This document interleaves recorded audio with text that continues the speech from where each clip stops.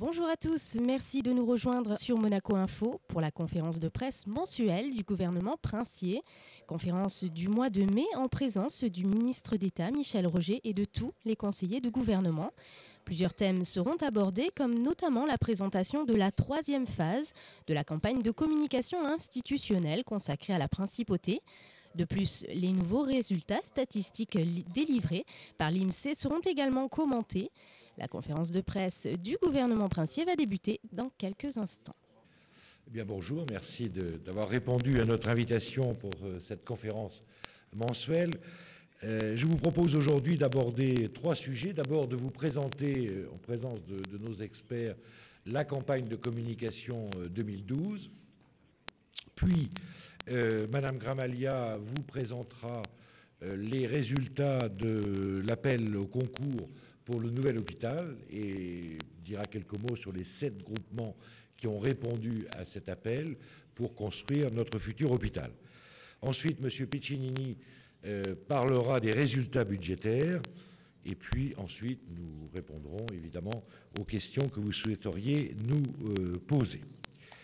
Donc, commençons, si vous voulez bien, par notre dispositif de communication 2012, la campagne de communication 2012. Et je remercie Jean-Luc Manot, Régis Lefebvre et Jean-Philippe Chevret d'être présents aujourd'hui avec nous. Ils pourront répondre aux questions que vous souhaiteriez leur poser sur cette campagne. Donc, en 2012, nous entendons poursuivre et enrichir, sans rompre, la mécanique de communication qui a été installée, vous le savez, en 2010. En 2010, la principauté de Monaco s'est engagée dans une campagne de communication visant à faire évoluer la perception de l'image de la principauté auprès des leaders d'opinion. Et vous vous souvenez que de cette campagne qui, pour la première fois, a été une campagne d'image articulée autour d'une idée centrale, donner à voir la contribution si particulière de la principauté de Monaco au reste du monde. D'où la signature de la campagne qui a marqué, je crois, les esprits, Monaco, un rôle à part dans le monde. Cette approche a renforcé la respectabilité et la crédibilité de la principauté, de l'État de Monaco en tant qu'État dans le concert des nations. Nos experts ont fait procéder à des études indépendantes qui ont été rendues publiques d'ailleurs il y a quelques mois et qui ont démontré que cette stratégie de communication avait atteint ses objectifs et apporté ses fruits. Les mots négatifs sont aujourd'hui beaucoup moins associés à Monaco dans la presse que ça pouvait être le cas autrefois. Donc, il y a eu un effet positif de cette campagne. Mais, bien entendu, tout le monde le sait, une campagne de communication doit durer pour continuer à marquer les esprits. Et elle doit se développer dans le temps.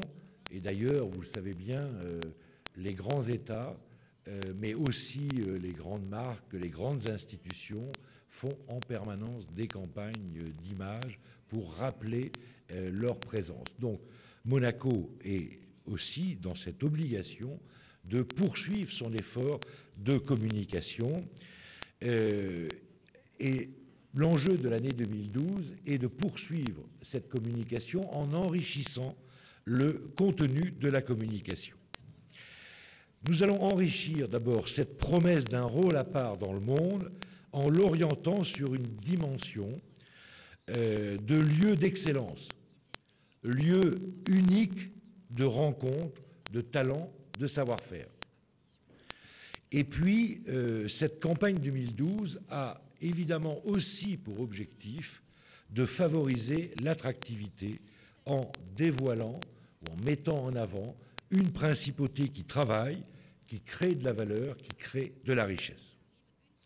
Cette campagne 2012 va s'appuyer, répondre avec les 3 nouveaux outils de communication que le gouvernement a mis en place et qui vous ont été présentés, vous vous souvenez, en janvier, c'est-à-dire le site Internet du gouvernement, le portail gouvernemental, qui sera traduit en anglais dans les prochains mois, enfin d'ici l'été, je pense, le site sera aussi en anglais.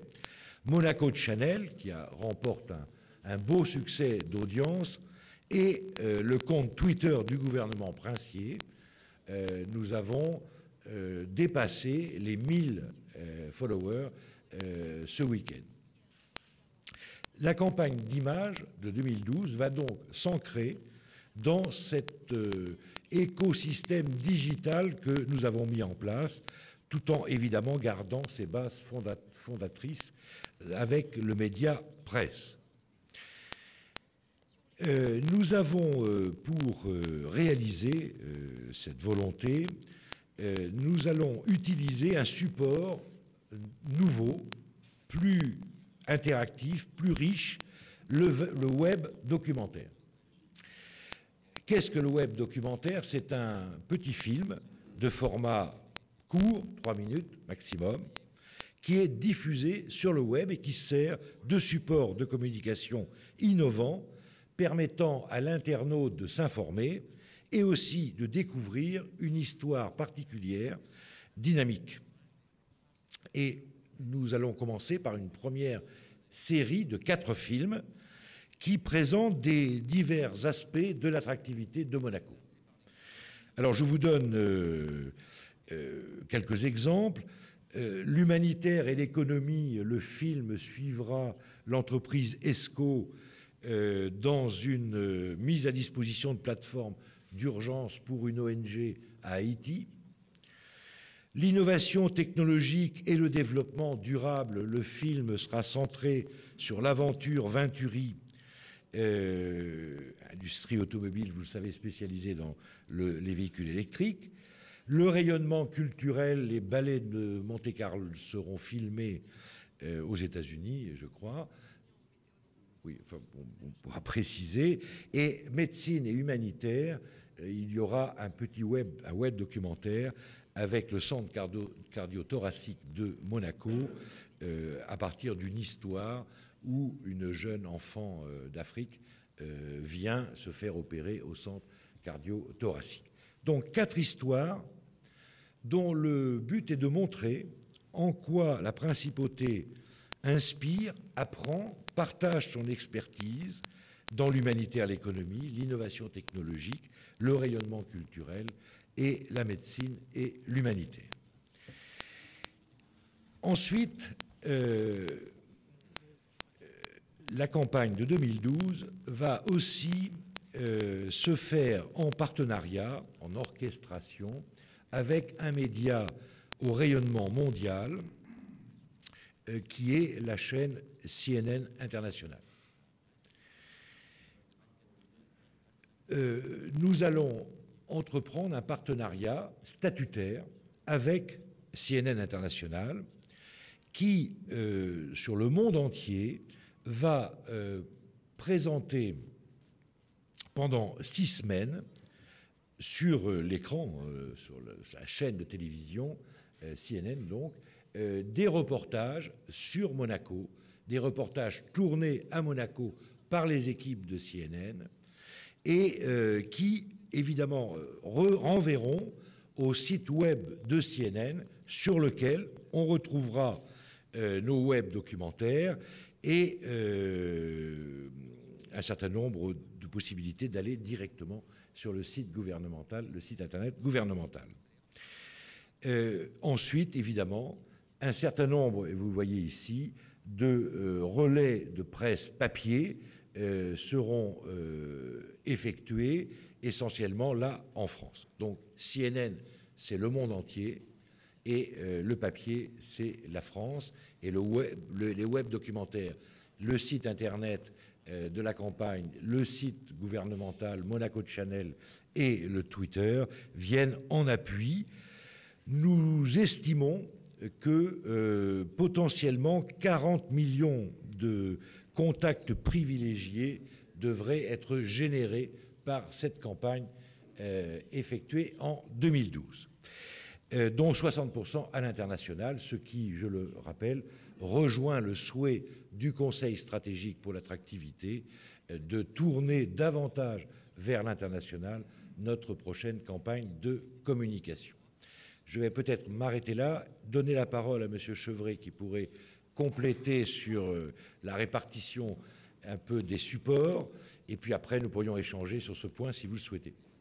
Alors je vais compléter de moi-même. Juste une petite précision. Donc, sur la partie internationale, donc on a une vraie plateforme communautaire, on peut le dire, en partenariat avec la chaîne CNN, au niveau de la diffusion télévision, avec un faisceau monde qui va couvrir l'intégralité de la planète d'un point de vue éditorial pour les reportages, pour la diffusion de nos spots qui vont reprendre en grande partie les web documentaires, donc en télévision, sur un petit format court de 30 secondes pour renvoyer sur le site de CNN pour pouvoir les découvrir en intégralité et pour pouvoir ensuite faire de la convergence vers les sites et les plateformes monégasques. Sur la partie française, on est sur un mixte digital et presse. On a choisi d'aller en presse magazine avec des titres patrimoniaux et des titres d'actualité, et sur des sites de la presse quotidienne sur la partie internet, comme vous avez pu le voir, avec le Figaro, avec le Monde, avec les Échos. Je ne les ai plus tous en tête, plus l'équipe qu'on a rajoutée cette année, c'est une nouveauté. L'objectif de toute cette opération, c'est bien entendu de générer le maximum de convergence vers l'intégralité des plateformes digitales monégasques. C'est de créer du trafic positif et d'essayer de drainer les opinion leaders français et mondiaux à travers cette campagne. Sur la partie de CNN, la grande nouveauté, c'est un vrai dispositif éditorial qui va permettre de faire un focus très précis sur Monaco à travers des longs reportages qui vont être mis en place pour, pendant environ 6 semaines, mettre l'accent et faire un véritable focus sur la principauté de Monaco, avec une vision un petit peu différente, qui n'est pas que publicitaire, mais qui est très éditoriale, pour pouvoir bénéficier d'une caution très forte de cette chaîne, qui est internationalement connue, reconnue, appréciée, et qui est indiscutable en termes de caution pour ce qu'elle peut apporter à Monaco. Voilà. Merci beaucoup. Si vous avez des questions.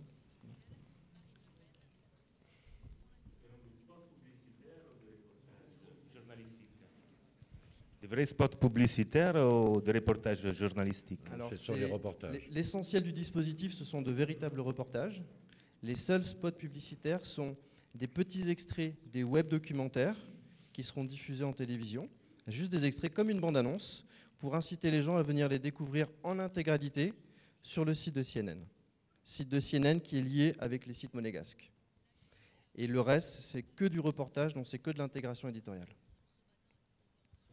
C'est-à-dire que le client dans son hôtel à Shanghai, il va regarder CNN, il va voir une accroche Monaco, il va regarder le reportage tourné par CNN à Monaco, et il aura la possibilité de prendre sa tablette nomade et immédiatement d'aller sur le site de CNN pour découvrir les liens avec nos propres sites et le site de la campagne, et donc les web documentaires.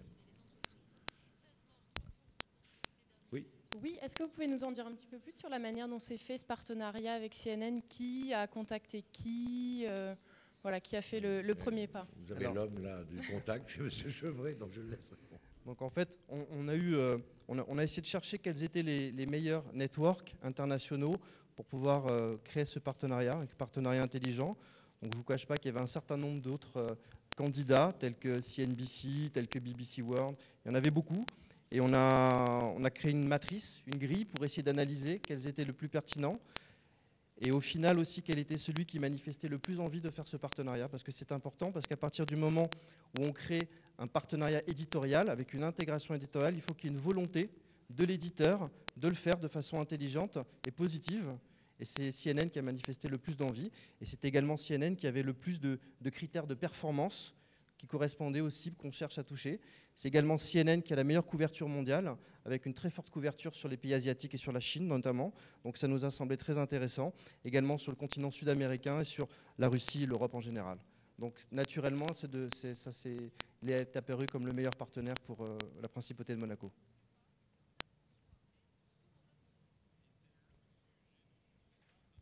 Le début, c'est septembre. C'est fin septembre. C'est fin septembre. Il y a un dispositif qui va durer environ 6 semaines sur la télévision, dont 2 semaines très très fortes avec un véritable focus sur Monaco. Donc Monaco sera complètement incontournable lorsque vous regarderez CNN. Et le dispositif va prolonger ses effets pendant 12 semaines sur la partie digitale. Quant à la partie française, elle se limite à 4 semaines.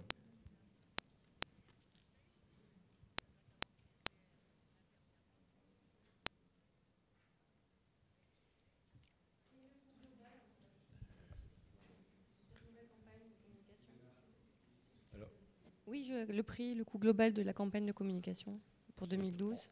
Au total, c'est à peu près 1,3 million, 850 000 de presse et 400 000 de réalisation des web documentaires.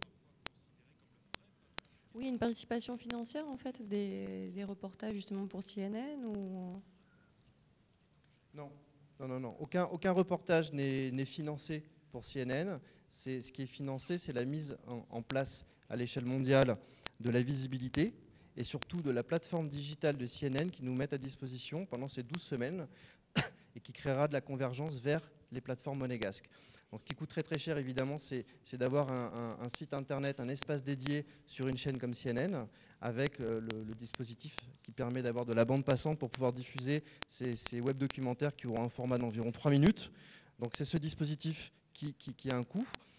Voilà. CNN a souhaité s'y associer parce qu'il a trouvé le dispositif très intelligent et surtout parce que donner à voir à l'échelle mondiale sur la principauté de Monaco, c'est quelque chose qui les a beaucoup intéressés et ils ont souhaité s'associer au dispositif. Donc, bien sûr, en aucune mesure, nous ne payons des reportages. Ces reportages sont parfaitement indépendants. Voilà. Et si on a choisi de travailler avec eux, c'est parce qu'ils ont eu envie de les faire et qu'ils ont manifesté un désir. Ils ont été séduits par l'idée. Et voilà. C'est ça qui nous a vraiment convaincus que c'était le meilleur partenaire.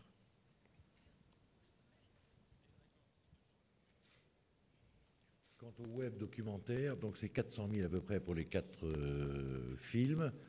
Ils seront réalisés par un réalisateur dont le nom m'échappe, mais qui est assez connu dans ce milieu, Monsieur Reynaud, et qui a une manière de tourner à la fois très rythmée, mais très douce, avec des images très belles. Et je pense que ces 4 films seront très positifs pour Monaco.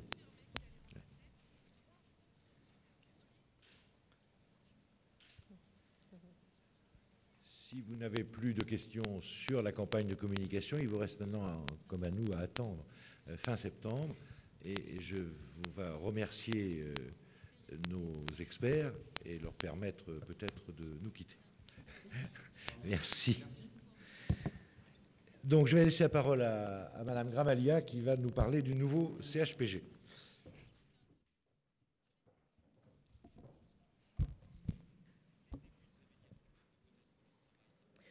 Oui, bonjour. Alors justement, je souhaitais faire un petit point d'étape sur le projet de construction du nouveau CHPG de Monaco. Alors conformément à la feuille de route qui avait été établie par le gouvernement pour la construction de ce nouveau CHPG, feuille de route qui vous avait été présentée en juin 2011, on peut dire aujourd'hui que ce projet a franchi une nouvelle étape fin avril avec la candidature de 13 groupements pour le concours d'architecture et de maîtrise d'œuvre en vue de la conception de ce nouvel hôpital. Donc ces 13 groupements, dont je ne citerai pas les noms pour l'instant, à ce stade de la procédure, mais je souhaite quand même souligner d'abord le nombre très important, 13 groupements, et la très très grande qualité des différents candidats qui ont souhaité concourir sur ce projet. C'est un projet, je vous rappelle, qui est très complexe, très difficile, et qui requiert une expertise particulière. Alors ce sont des groupements internationaux qui réunissent, aux côtés bien sûr d'architectes monégasques, des entreprises qui sont issues de 6 nationalités différentes, puisqu'on retrouve des entreprises françaises, anglaises, canadiennes, américaines, allemandes et italiennes. Donc on peut voir un petit peu l'intérêt qu'a suscité ce projet. Alors chaque groupement, lui, est constitué par un chargé d'opération. C'est une entreprise spécialisée en management de projet qui sera la société mandataire et à ce titre garante du respect des coûts, du respect du calendrier et de la maîtrise des risques. À côté de ce chargé d'opération, il y aura bien sûr un architecte ou un cabinet d'architectes international qui dispose des références dans des ouvrages très difficiles, des ouvrages hospitaliers de complexité comparables au futur CHPG. Également, bien sûr, un cabinet d'architecture monégasque et un ou plusieurs des bureaux d'études techniques qui disposent de références en matière d'ouvrages hospitaliers. Alors, juste pour un petit rappel, ce projet verra la construction de 365 lits pour des activités de médecine, de chirurgie et obstétrique, auxquels s'ajouteront ceux du pavillon Louis II. Il y a 44 lits en psychiatrie. Un ensemble qui sera complété par un parc de stationnement de 700 à 800 places, et donc qui va améliorer considérablement le stationnement autour du CHPG. Alors le total de ces 409 lits est dimensionné, je vous le rappelle, pour répondre aux besoins des prochaines décennies dans un bassin de population de 125 000 personnes qui vont de Villefranche à Menton. Et la surface totale, juste pour avoir une petite idée, avec le parc de stationnement, est estimée à environ 78 000 mètres carrés. Alors la commission technique d'analyse a commencé l'examen des candidatures reçues, des 13 candidatures, et prépare les travaux de la commission d'évaluation. La commission technique d'analyse, elle est composée des représentants du service des travaux publics qui dépendent de mon département, des représentants du CHPG et du cabinet ICAD qui accompagne le gouvernement pour ce projet. Alors cette commission, pour l'instant, s'attache à vérifier le contenu de différentes candidatures remises par les groupements, et en examinant bien sûr leur conformité par rapport à l'avis de concours qui a été lancé, un avis de concours international qui a été publié en mars 2012. Leur analyse va également s'attacher à analyser les candidatures en fonction des critères liés aux activités, aux capacités économiques, financières et aux moyens que ces groupements vont mettre en œuvre. Et c'est une analyse qui est également complétée par la qualité des références sur des opérations d'échelle de complexité comparable à celui du futur CHPG. Après cette première étape, lors d'une séance qui est déjà programmée fin juin 2012, la commission d'évaluation va prendre connaissance des analyses qui ont été faites par cette commission technique et qui lui seront soumises et proposera un classement au gouvernement princier. Alors, la composition de cette commission d'évaluation, elle sera présidée par moi-même. Il y aura également le conseiller de gouvernement pour les affaires sociales et la santé ou son représentant, le conseiller de gouvernement pour les finances ou son représentant, le conseiller de gouvernement pour l'intérieur ou son représentant. Il y aura également un représentant de la mairie, un représentant du Conseil national, le président du conseil d'administration du CHPG, le directeur du CHPG, le directeur du service des travaux publics, plusieurs personnalités compétentes, comme l'architecte inscrit à l'ordre des architectes de la Principauté, un architecte spécialisé en construction des centres hospitaliers, un architecte ingénieur en chef de centres hospitaliers universitaires et un architecte ingénieur spécialisé en ouvrages et en structures complexes. Donc, une composition de commission très élargie pour avoir le maximum de compétences et de faire pour permettre au gouvernement princier de faire le meilleur choix possible. Donc à cette étape de la procédure, le gouvernement désignera alors 3 groupements sélectionnés, 3 groupements sur les 13 candidats, et ces groupements auront jusqu'à fin 2012 pour développer le projet. Ces 3 groupements admis à concourir pour la seconde phase vont percevoir une indemnité fixée à 720 000 €. Cette indemnité englobe bien sûr la phase des études de conception et les différentes maquettes qui sont demandées pour présenter ce projet. Donc nous nous retrouvons début 2013 où la commission d'évaluation va procéder au classement des 3 projets, un classement qui va être proposé au gouvernement princier qui, lui, à cette époque, devrait désigner le lauréat. Je vous remercie.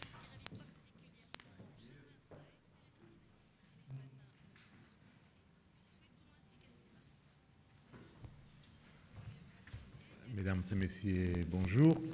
Je pense que vous avez déjà découvert dans le dossier de presse la fiche comptable, donc je pense pas vous infliger toute une série de chiffres que vous aurez l'opportunité d'analyser facilement. M. Cole me dit que je dois me mettre plus droit, mais je suis, par définition, je suis quelqu'un de pas aligné. Je suis un peu désordonné, alors quelque part je suis pas dans l'axe de la caméra, je m'excuse. Bon, les recettes se portent pas trop mal, dans le sens que les premiers 3 mois ont dépassé les prévisions budgétaires. Et par contre, le mois d'avril a été plutôt en ligne avec les prévisions budgétaires. Donc, globalement, on peut dire que l'exécution budgétaire se déroule grâce aussi à une maîtrise des dépenses. L'exécution budgétaire se déroule selon notre prévision d'équilibre substantiel. Vous voyez qu'il y a un excédent de recettes sur les dépenses de l'ordre de 6 millions, mais qui est lié aussi à quelques opérations exceptionnelles, donc par définition non récurrentes. A souligné donc la bonne tenue de la TVA, de l'ISB, des droits d'immutation. C'est un sujet qui a été longuement débattu ces derniers mois. Je peux vous dire que sous les premiers 9 mois d'application de la loi, parce que la loi est entrée en vigueur au mois de juillet de l'année passée, donc on a pu constater ça sur 9 mois, on a eu des encaissements pour 48,9 millions, donc presque 49 millions. Avec une augmentation de 15,8 millions par rapport à l'année précédente qui avait vu sous la même période de 33,1 millions. Donc l'augmentation sur ces premiers 9 mois, c'est de 48%. Et les actes qui ont été enregistrés sont 300 contre 216 dans la même période. Donc je pense qu'il y a une évolution, je ne dis pas ce n'est pas une progression qui pourrait être tenue indéfiniment, mais ce qu'on peut constater, c'est que l'érosion que ces droits d'imitation avaient connus dans les dernières années a été arrêtée et même la tendance inversée. Maintenant, bien sûr, il y aura à partir de juillet la partie déclarative des changements des droits économiques qui devrait quand même amener aussi quelques recettes complémentaires. Mais on remarque quand même que la plupart des transactions se font désormais de manière, disons, transparente, officielle. Donc, c'est un petit peu le but que la loi s'était donné, évidemment, avec aussi une consolidation de nos recettes. Et les dépenses sont relativement sous contrôle. Les 34 millions de diminution, quand même, ne doivent pas être pris à la lettre parce qu'ils intègrent un élément technique qui est le changement des méthodes pour la comptabilisation des charges sociales. Donc, c'est un peu quelque chose qui sera rattrapé dans les mois à venir. Donc, on peut dire que la véritable réduction de frais est plutôt de l'ordre de 22 millions, ce qui n'est pas néanmoins négligeable. Et tous les parties du budget y participent, notamment les interventions publiques avec une réduction de 8 millions. 4 millions, c'est notamment les entités culturelles, mais ces 4 millions ont été pratiquement intégralement compensés par les sponsors privés. La dotation de la mairie baisse uniquement parce que, comme vous le savez, les accords qui existent entre la loi, même les dotations à la mairie, prévoient que la dotation à la mairie, les versements suivent de manière mécanique les budgets de l'État, puisque le budget de l'État il est donc été maîtrisé. Évidemment, les mêmes principes s'appliquent à la mairie. Il n'y a rien d'arbitraire dans cette réduction. Les dépenses d'investissement sont en baisse de l'ordre de 11,7 millions et vous avez les détails, les différentes opérations sur lesquelles on a pu réaliser des économies, ce que je pense est plutôt une bonne chose. Par contre, cette réduction doit être relativisée puisque au deuxième trimestre 2012, on devra mandater 20 millions de dotations pour le nouvel hôpital. Donc ça, c'est justement dans le suivi de ce que Mme Gramaglia venait de vous dire. Et 20 millions, donc la deuxième partie de la fameuse dotation provision de 40 millions seront mandatés à partir du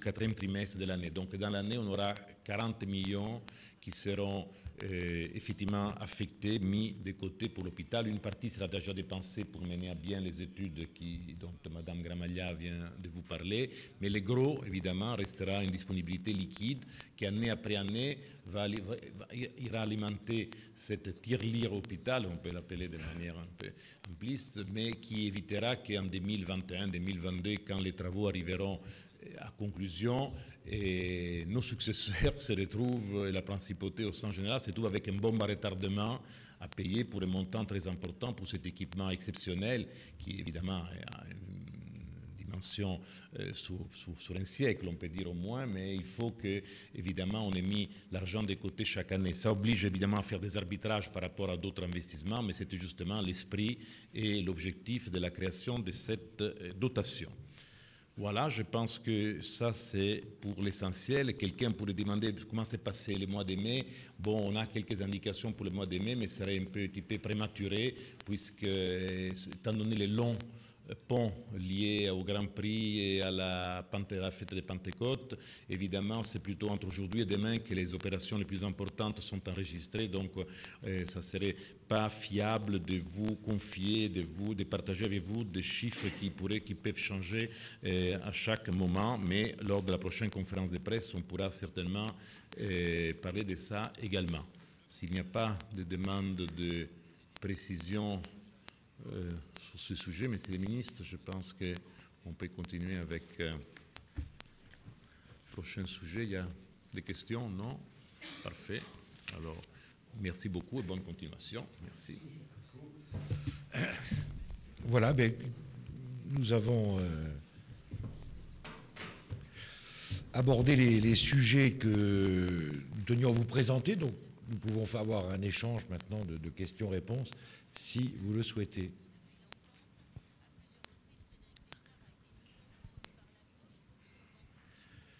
Concernant l'affaire Desminor et Taïbo, je voulais savoir si le gouvernement avait quelque chose à déclarer à ce sujet. Je sais qu'une information judiciaire est en cours, donc voilà, si jamais le gouvernement souhaite s'exprimer là-dessus. Le gouvernement renvoie au communiqué rendu public hier soir par le procureur général. C'est une affaire pénale qui est pendante. Il y a une instruction ouverte, il y a eu des actes d'instruction. Les plaignants sont partie civile, comme le rappelle le procureur général. Ils ont donc, par leur avocat, accès au dossier d'instruction. Et notamment, ils peuvent vérifier que des actes d'instruction ont bien été faits et sont toujours faits. Le procureur général cite d'ailleurs le dernier acte d'instruction, la dernière commission rogatoire qui a été lancée. La durée, comme le rappelle le procureur général, dans une affaire financière de cette nature, la durée, c'est-à-dire un an, un peu plus d'un an depuis l'ouverture de l'instruction, n'est pas une durée qui, en soi, permet de déduire qu'il y aurait un dysfonctionnement de l'institution judiciaire. Ceci dit, à Monaco, il y a une séparation entre l'autorité, le pouvoir judiciaire et l'exécutif, et donc je n'ai pas apporté de jugement. Ce que je peux dire, c'est que le gouvernement a été saisi par ces personnes en avril dernier, de l'année dernière, et que j'avais répondu à ces personnes qu'une instruction était ouverte et que le gouvernement n'avait pas ajouté autre chose qu'une instruction judiciaire est en cours. Et voilà. Bon. Néanmoins, le gouvernement avait transmis cette lettre à la CCAF, donc vous savez, à la Commission de contrôle des activités financières, qui, je le rappelle, est une autorité indépendante, qui n'est pas aux ordres du gouvernement. Et cette autorité indépendante avait accusé de réception à ces personnes en avril 2011, en indiquant également qu'il y avait une procédure pénale en cours. Et évidemment, voilà ce que je peux dire. Donc, je ne peux que déplorer, je le dis franchement, le titre de Monaco Matin de ce matin. L'affaire Madoff ne repart pas à Monaco. Il y a des plaignants qui ont porté plainte contre une société basée à Monaco, devant un juge d'instruction à Monaco, et la procédure pénale suit son cours. Le gouvernement n'a pas d'autres déclarations à faire sur ce sujet aujourd'hui. Après, on verra quand l'instruction sera terminée. Sur cette affaire toujours, est-ce que vous avez été informé de la venue du liquidateur de l'affaire Madoff aux États-Unis? Non, j'ai appris ça dans le journal ce matin.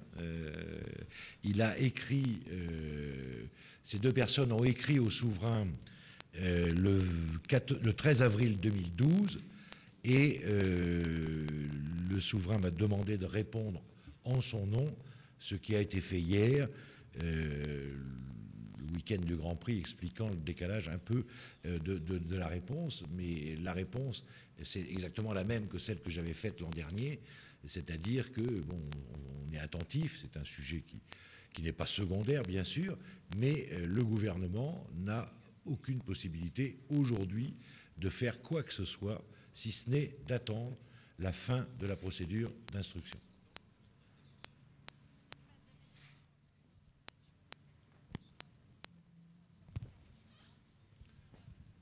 Oui, bonjour, Monsieur le Ministre. On a reçu à la rédaction un mail de la part de la Coalition pour la Cour pénale internationale. C'est un groupe qui regroupe des ONG. Et bon, leur but, c'est de faire en sorte que de plus en plus de pays adhèrent à la Convention de Rome. Donc, apparemment, moi, je lis que Monaco, elle est en bonne compagnie avec des pays de plus ou moins de la même taille, comme la Chine et les États-Unis. Donc, ils n'ont pas encore adhéré à la Convention de Rome. Ce qui pourrait engendrer, au moins sur le plan théorique, l'effet que ça peut être un refuge, Monaco, ça peut devenir un refuge pour des criminels internationaux. Donc voilà, je vous pose la question, je vous relance la question, si Monaco l'entend adhérer à la Convention de Rome. Le gouvernement est en liaison régulière, je parle sous contrôle de M. Badia, avec la Cour pénale internationale. J'ai répondu à plusieurs reprises à ces ONG qui demandent que la principauté rentre dans le système. Alors, quelle est la situation aujourd'hui? Elle est simple. Monaco coopère, bien entendu, avec la Cour pénale internationale. C'est pas parce qu'on n'est pas adhérent, en quelque sorte, qu'on ne coopère pas. Et évidemment, s'il y a une commission rogatoire internationale du tribunal pénal international, celle-ci sera exécutée à Monaco. Donc en aucun cas, Monaco ne sera un refuge pour des personnes poursuivies par le tribunal pénal international. C'est pas d'ailleurs le sujet évoqué par les ONG. Le sujet évoqué par les ONG, c'est l'adhésion à la Convention internationale qui crée le tribunal pénal international. L'adhésion à cette convention pose un certain nombre de problèmes juridiques pour nous et que nous sommes en train d'étudier, en particulier un problème constitutionnel qui serait un peu compliqué d'énumérer, de développer ici, mais qui n'est pas simple. Si vous voulez, il faudrait en gros modifier la Constitution pour pouvoir adhérer à la Convention. Et donc, c'est à l'étude. Je ne sais pas si José voulait ajouter des... Bon, voilà. Donc, c'est un sujet... la porte n'est pas fermée, mais ce n'est pas réglé aujourd'hui. Sur la Villa Aïda et le logement des enfants du pays, en cette période électorale en France, y a-t-il du nouveau? Il y a du nouveau, bien sûr. Contrairement à ce que j'ai pu lire ici ou là, le dossier n'est pas enterré, le dossier sort de terre. Vous savez que le logement des personnes qui ont un lien fort avec la principauté de Monaco, qui sont nées à Monaco ou qui y habitent depuis longtemps, est un sujet qui préoccupe le gouvernement, comme les élus d'ailleurs. On résume facilement ce sujet en parlant du secteur intermédiaire, puisque ces personnes qui ne sont pas monégasques ne peuvent pas habiter dans le logement domanial, et que le secteur protégé ne suffit pas à permettre à ces personnes qui ont des liens très forts avec Monaco, qui font partie de la communauté de Monaco au sens large, de se loger facilement. Donc le secteur intermédiaire est d'une certaine manière une priorité pour le gouvernement. Il a été imaginé de tenter une opération expérimentale pour voir comment on pourrait mettre en place un secteur intermédiaire qui ne serait pas 100% à la charge de l'État. Pour parler clair, le logement domanial est construit par l'État. C'est une grosse dépense pour l'État. C'est sur cette politique sur les 10 dernières années, c'est plusieurs centaines de millions. Bon. Donc il est, pour des raisons budgétaires, il est impensable de faire le même effort pour le secteur intermédiaire. Et donc il faut trouver une solution pour pouvoir créer un secteur intermédiaire sans que la charge financière pour l'État soit trop lourde. D'où l'expérience Villa Ida. L'expérience de Villa Ida, nous avons lancé donc une consultation pour voir comment des groupements pourraient construire et louer à des loyers évidemment contrôlés, et à la fin de l'opération, restituer la construction à l'État. Sept sociétés ont été consultées et une seule a répondu, l'entreprise Riquelme Monaco, qui s'est associée à la CIRMAT, qui est un développeur immobilier, au groupe Élysée Monceau, qui est un investisseur immobilier, et à un architecte monégasque, M. Viora, et un syndic monégasque, M. Volzock. Donc ce groupement a répondu, et le dossier de ce groupement répond globalement à la consultation. Donc conformément au texte qui régisse ces consultations, des discussions ont lieu aujourd'hui entre le département de Mme Gramalia et ce groupement. La dernière réunion a lieu hier et les choses sont en bonne voie pour arriver à une désignation officielle de ce groupement fin juin. Donc voilà, la Villa Ida continue, enfin le projet continue et nous avons bon espoir que ces 35 appartements, je le rappelle, 35 appartements, vont pouvoir se construire très rapidement maintenant. Et ensuite, ce test, en quelque sorte, permettra d'envisager d'autres opérations avec ce système de partenariat.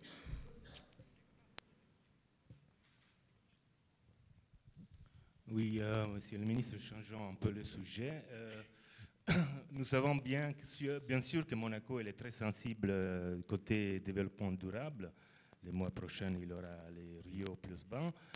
Ces dernières semaines, on a vu défiler à Monaco une série de différents véhicules électriques à partir de scooters d'une autre maison française, après les bateaux, la voiture à propulsion solaire, et bon, je pourrais en citer des autres. Bref, il y a eu aussi le Grand Prix ces jours-là. Est-ce qu'il est à l'étude du gouvernement, il envisage de créer un jour, ou bientôt, un Grand Prix électrique? Alors, le projet d'avoir une épreuve de véhicules électriques est assez avancé par la Fédération internationale automobile.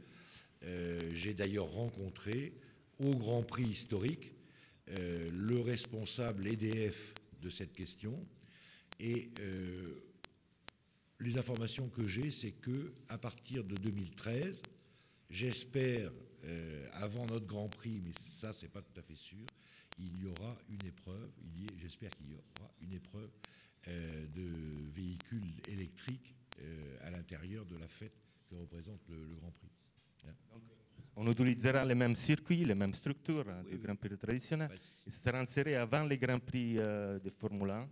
Alors pour l'instant, je peux pas, j'ai pas ce détail, mais en tout cas, ce que je peux vous dire, c'est que l'ACM, évidemment, y est favorable, que la réflexion se fait au niveau international du sport automobile et que un partenaire comme EDF est très présent sur ce sujet.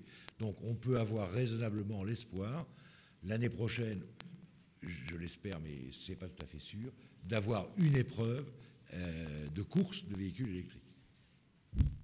Tous les ans ou comme en alternance avec l'histoire? On ne le sait pas. D'accord, merci.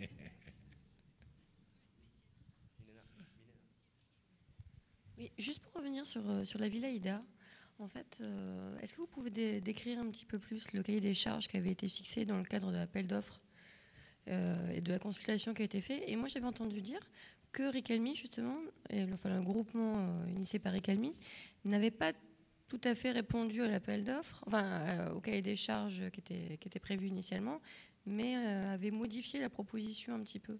Donc, est-ce qu'il va y avoir une autre consultation ou on part directement sur ce groupe? Dans la consultation, il y avait évidemment une base et avec des variantes possibles. Donc l'entreprise Ricalmi a répondu sur la base avec des variantes qui étaient donc prévues dans le cahier des charges. Et en ce moment, justement, le travail de réunion consiste à voir si ces variantes rentrent bien dans le cahier des charges. Mais le sentiment aujourd'hui, c'est que c'est le cas. Mais dont vous en saurez plus à la fin du mois de juin.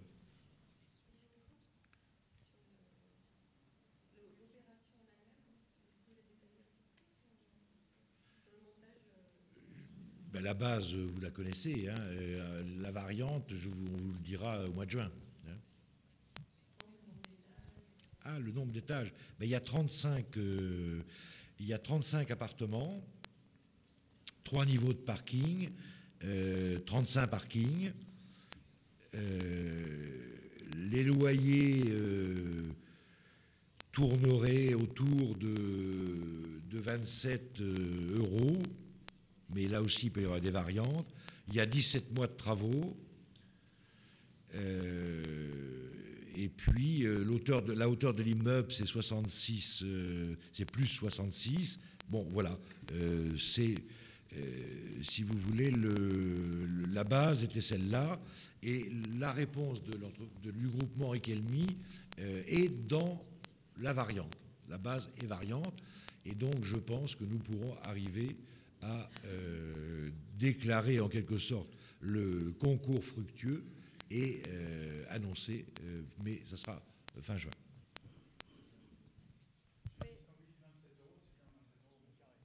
Oui, évidemment. Mais, par mois. Mais le principe, en gros, c'est que le groupement finance l'opération, oui, et se paye sur les loyers sur une durée. Et l'État récupère au bout au bout de la fin du bail. Qui est donc à peu près, hein, c'est quoi, c'est 50 ans, c'est en cours et justement, ça fait l'objet d'une variante des discussions en cours. C'est le principe, si vous voulez, de la plupart des... quand une ville construit des logements sociaux, c'est le principe. Hein. C'est pas la ville, c'est pas le budget. Moi, j'ai été administrateur d'une société d'HLM pendant longtemps. C'est pas le budget de la ville qui construit le logement social. C'est la société d'HLM qui se met en accord avec un financeur et qui construit l'appartement et et après on récupère sur les loyers le remboursement de l'opération. Voilà.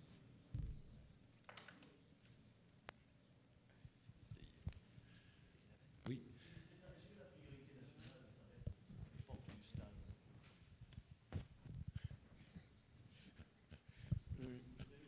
Votre avis sur le départ d'un entraîneur enraciné à Monaco? Et je peux que déplorer, si vous voulez, que un entraîneur enraciné à Monaco, mais de nationalité monégasque en plus, et fait l'objet de cette décision. Je crois savoir que la décision n'est pas tout à fait définitive, donc on peut espérer que les choses s'améliorent. Sinon, je n'ai pas d'autres commentaires à faire sur une décision concernant une société privée.